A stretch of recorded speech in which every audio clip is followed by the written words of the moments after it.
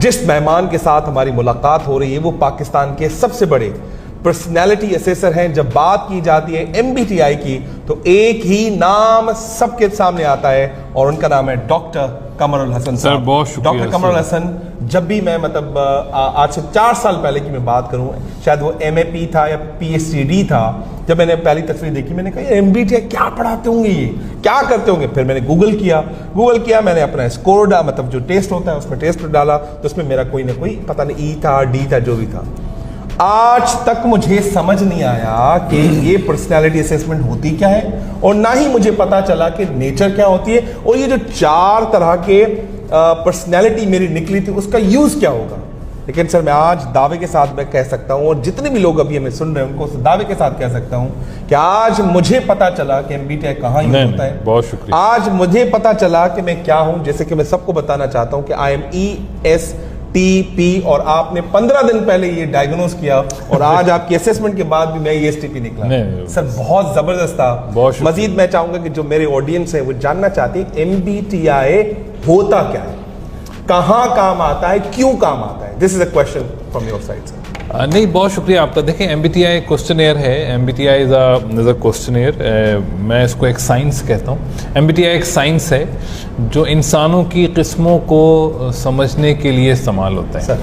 Personality types ہوتی ہیں, انسانوں کی قسمیں ہوتی ہیں. اچھا, یہ جو انسانوں کی قسموں کا کانسیپٹ ہے یہی ہمیں بڑا ان نیچرل سا لگتا ہے, یقین نہیں آتا.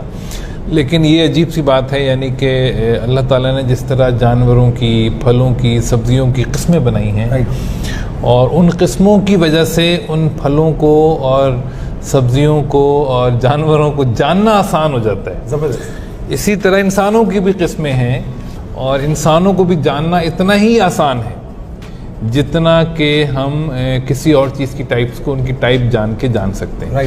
تو یہ جو سائنس ہے یہ کارل یونگ نے اصل ڈسکور کی. کارل یونگ کی تھیوری پہ بیس کرتی ہے. بہت سارے آتھر جنہوں نے اس پہ کنٹریبیوٹ کیا, لیکن اصل میں یہ جو سائنس ہے یہ انسانوں کی قسموں کا علم ہے. اچھا, انسان انسان میں جو اصل یہ نالج ہمیں دیتی ہے وہ یہ کہ یہ انسان کی جو فطرت ہے نا اس کو ڈیکوڈ کرتی ہے. تو انسان کی نیچر کو اگر کوئی شخص سمجھنا چاہتا ہے, اپنی ظاہر سب سے پہلے انسان کی تمنا ہوتی ہے کہ اپنی فطرت کو سمجھے, پھر اپنوں کی فطرت کو سمجھے. اپنی اور اپنوں کی فطرت کو اگر سمجھنا ہے تو MBTI کا اس میں استعمال دنیا کرتی ہے. اپنوں کی فطرت کو جو انسان سمجھ گیا تو میں سمجھتا ہوں وہ MBTI کا اصل مقصد جان گیا. سر آپ نے بات کی تھی نیچر ورسز نرچر. پہلے تو آپ سے وہ آسان بھاشا میں سمجھا نیچر کیا ہوتی ہے, نرچر کیسے کیا جاتا ہے. جب ہم دونوں الفاظ پریکٹیکل لائف میں اپلائی کریں گے تو ہماری زندگی میں, ہمارے دوستوں کی زندگی میں, ہمارے کولیگز جو ہمارے ساتھ کام کرتے ہیں ان کی زندگی میں, اور ہماری اس کے بعد جو ایک ازدواجی زندگی شروع ہوتی ہے اس میں کیا امپیکٹ آئے گا سر؟ دیکھیے یہ بہت ہی امپورٹنٹ سوال ہے آپ کا کہ چونکہ یہ انسان کی فطرت سے ریلیٹڈ ہے اور انسان کی فطرت انسان کی شخصیت کا وہ حصہ ہے جو چینج نہیں ہوتی, جو بچہ اپنی انہیریٹنس سے لے کے آتا ہے.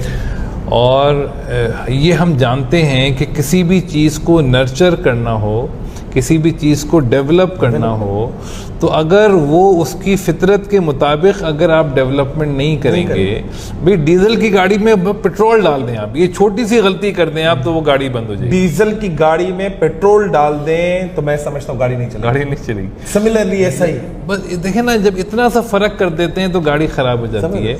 تو انسانوں کو جب ہم ان کی فطرت کے اگینسٹ لے کے چلیں گے تو کیا ہوگا انسان کا؟ بسٹ آؤٹ ہو جائے گا. سر بسٹ آؤٹ ہم کر رہے ہیں, ہم اپنے بچوں کو بسٹ کر رہے ہیں. ہم بچوں کو بھی چلیں سر, بات کی چیزیں, ہم اپنے آپ کو خوش نہیں رکھ پا رہے.